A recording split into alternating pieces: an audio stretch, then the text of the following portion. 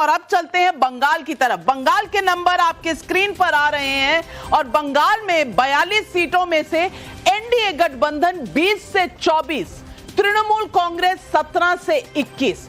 ये उलटफेर होता हुआ पिछली बार यहां 22 थे, यहां 18 थे और 2 शायद कांग्रेस के पास थे। इस बार उलट हो गया है, यहां 20 से 24, यहां 17 से 21। ये तृणमूल कांग्रेस बैकफुट पर नजर आ रही है। वोट परसेंटेज अगर देखें तो तृणमूल कांग्रेस 40% पर, एनडीए 42% पर, इंडिया गठबंधन कुछ है नहीं लेकिन 11% पर अगर लेफ्ट और कांग्रेस इकट्ठे देख ले, और अन्य 7% पर। ये नजर आ रहे हैं वोट शेयर के रुझान। और इंपैक्ट मीटर मैं बताना चाहती हूं, मैं इंपैक्ट मीटर अगर आपको दिखाऊं, क्योंकि बहुत बड़ी चीजें बंगाल में हुई है और संदेश खाली इंपैक्ट क्या रहा है। संदेश खाली की महिलाओं का अगर मैं बताऊं, 13 दिसंबर को जो हमारा सर्वे हुआ था उसमें 17 से 19 सीटें एनडीए की थी, 20 से 24 सीटें तृणमूल कांग्रेस की थी। आज ये बिल्कुल उलट हो गया है।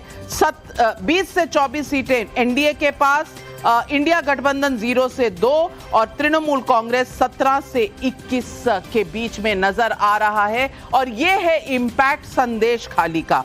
संदेश खाली मामले के बाद बीजेपी काडर में एनडीए की सीटें बढ़ती नजर आ रही हैं और तृणमूल कांग्रेस बैकफुट पर आ गई है। ये बंगाल की बहुत बड़ी स्टोरी है और बंगाल की इस बड़ी स्टोरी पर मैं एक राउंड सबसे पूछना चाहूंगी। नवल किशोर जी, ये बंगाल की कहानी है, ये इंडिया गठबंधन की कहानी है। हमने केरल की बात की, अब बंगाल की बात की।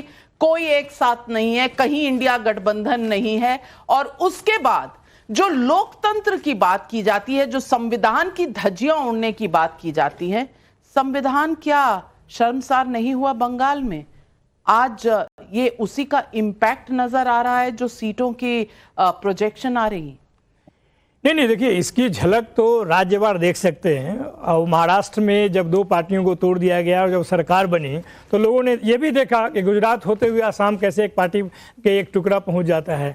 वो आपने देखा झारखंड में सही बोल रहे थे भाटिया जी, वहाँ जो कोशिश नहीं, आप पूरा इंडिया गठबंधन का बात करें तो मैं बंगाल पे भी आऊँ। बंगाल पे तो जो हो रहा है वो दिख ही रहा है, लेकिन उन्होंने कोशिश की झारखंड में भी सरकार टूटने की, वहां टूटी नहीं। जहां बिहार में सरकार तो बनाई लेकिन जनता साथ छोड़ चुकी है वहां पे। तो मैं ये सिर्फ ये बताना चाहता हूं कि आप तो कहते हैं कि लोग छोड़ के जा रहे हैं, सच्चाई क्या है कि लोगों पर दबाव बना के उसे बुलाया जा रहा है। बंगाल के नंबर है, बंगाल पर पूछ रही हूं मैं, जवाब आ रहा है बाकी देश का। देखिए, जहां तक बंगाल की राजनीतिक स्थिति की बात है, देखिए आज इंटरनेशनल वुमेन डे है, महिला उत्पीड़न का बड़ा गंभीर मामला है। अगर वहां की जनता उसको लेकर के एक अपनी राय पेश करना चाहती है तो बहुत अच्छा है, लेकिन राजनेताओं से मेरी गुजारिश ये है नाविका जी कि उसमें कंसिस्टेंसी रखें। अगर महिला पहलवानों के साथ में भी यौन उत्पीड़न होता है तो उसमें अगर कोई दोषी है तो उसको सस्पेंड करें, उसको सस्पेंड करें। शाहजहां को सस्पेंड किया गांधी ने और प्रियंका गांधी ने संदेश खाली के बारे में नहीं कहा, उनकी कंसिस्टेंसी का क्या होगा? गौरव शेख को सस्पेंड किया गया टीएमसी ने, क्या ब्रिजभूषण सिंह के खिलाफ कोई भाजपा ने कार्रवाई की? जवाब दीजिए। मैं उत्तर दे देता हूं। देखिए, पहले आपकी सर्वे की एक जो है मैं बात रखना चाहूंगा। वोट परसेंटेज भाजपा का जो है वो टीएमसी से ज्यादा हो गया। ये बहुत बड़ी उपलब्धि है, इसको छोटा ना आंका जाए। और ये तब है जब अभी प्रचार भारतीय जनता पार्टी जिसके लिए जानी जाती है फुल स्विंग में शुरू नहीं हुआ है। नरेंद्र मोदी जी, अमित शाह जी, जेपी नड्डा जी, राजनाथ जी, तमाम लोग जब वहां जाएंगे तो हमें तो ये उम्मीद है 50% का आंकड़ा क्रॉस करेगा। दूसरी बात, मैं आपके सर्वे का सम्मान करता हूं, इसमें 6 सीटें करीब बढ़ाई हुई दिखाते हैं भाजपा की। ये आंकड़ा ऐसा आएगा जो अप्रत्याशित होगा, ऐतिहासिक होगा और ममता बनर्जी मुंह की खाएंगी। मैं वजह आपको बताता हूं। संदेश खाली में जो महिलाओं के साथ हुआ वो चिंताजनक है, भयावह है। ममता बनर्जी को खड़ा होना था महिलाओं की अस्मिता के साथ, वो खड़ी थी अपनी पार्टी के गुंडे के साथ और उच्च न्यायालय आदेश देता है। दूसरी बार हुआ है ऐसा कि सरकार सर्वोच्च न्यायालय जाए कि इस आरोपी अभियुक्त को मैं सीबीआई के हवाले नहीं करूंगी। पहली बार हुआ था जब समाजवादी पार्टी गायत्री प्रजापति को बचाने के लिए सर्वोच्च न्यायालय गई थी, तब भी महिला उत्पीड़न का मामला था। तो ये एक बड़ा जो है आपके सर्वे से तथ्य सामने आता है। पर आपने ब्रिजभूषण सिंह पे जवाब 10 सेकंड में दे देता हूं।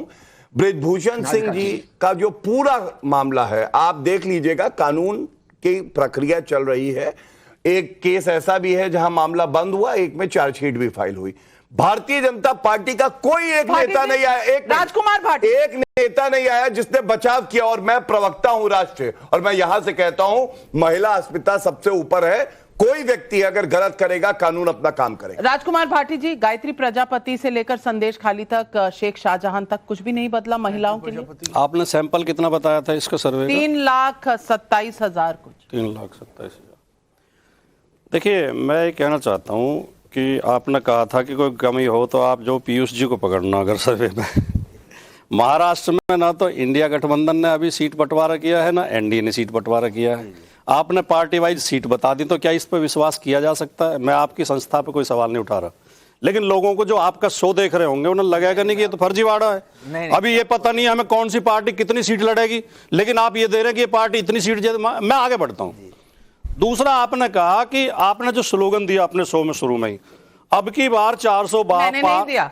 प्रधानमंत्री ने संसद में कहा है, आपके अगर मेंबर ऑफ पार्लियामेंट होते तो सुन लेते। नहीं, मैं कुछ भी गलत नहीं कह रहा कि आपने कुछ गलत कहा है, लेकिन आपने ये कहा, मुझे उस पर जरूर सवाल है मेरा, कि ये शो जनता का जनमत बनाने के लिए किया जा रहा है, जनता को समझाने के लिए लोकतंत्र क्या है, किसके मुद्दे क्या हैं, या एक पार्टी की हवा बनाने के लिए किया जा रहा है? आपने शुरुआत में कहा था कि अब जो चुनाव होगा, अब की बार 400 पार वर्सेज मोदी का परिवार नहीं, मोदी हिंदू नहीं, यानी उधर यही दो मुद्दे हैं। अगर निष्पक्षता के साथ ये शो हो रहा, फिर आपने कहा संदेश खाली, नीतीश, जयंत और महाराष्ट्र ये कितना प्रभावित करेंगे चुनाव को?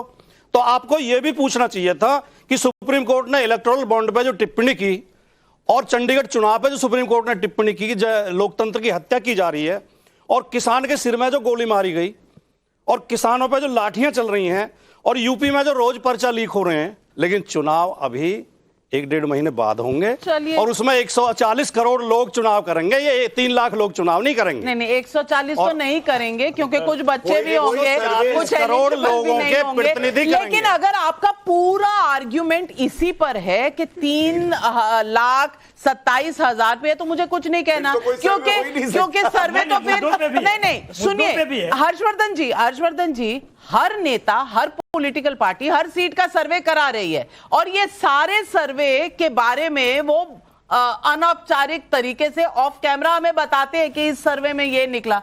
ये क्यों सर्वे करा रहे हैं? अभी तो तय नहीं हुआ, इनकी सर्वे ठीक है, हमारे सर्वे गलत हैं। और ये सब जो घटनाएं घटी हैं, हमने तो लोगों को नहीं कहा कि इसे दिमाग में मत रखो, लेकिन मुझे लगता है राजकुमार भाटी जी का केस आज का यही है कि वो पत्रकार बनना चाहते हैं, वो मेरी लाइनें डिसाइड करना चाहते हैं। लोकतंत्र में अगर मीडिया, आप पत्रकार बन जाइए, मैं पॉलिटिशियन बन जाती हूँ, लेकिन सवाल एक अगर नेता गलत करें, आपको पूरा हक है उन्हें बेनकाब करिए।